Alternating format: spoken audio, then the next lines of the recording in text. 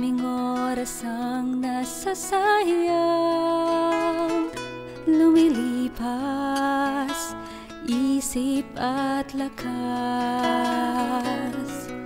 Maraming nagdaang kalungkutan,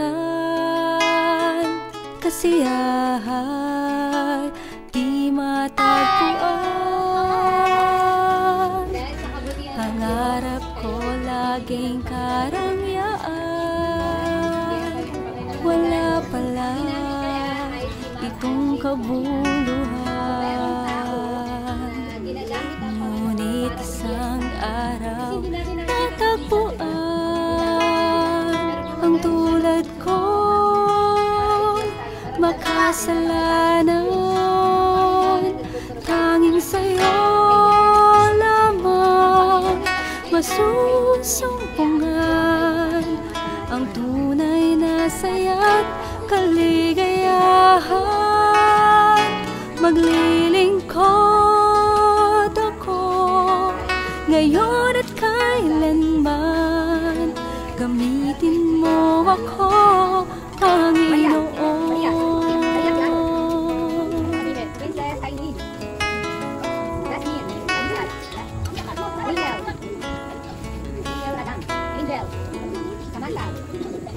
Marami man akong pagkukulang, ngunit ika'y palaging nariyan. Problema ay hindi hahadlangan, magpupuring walang hanggan.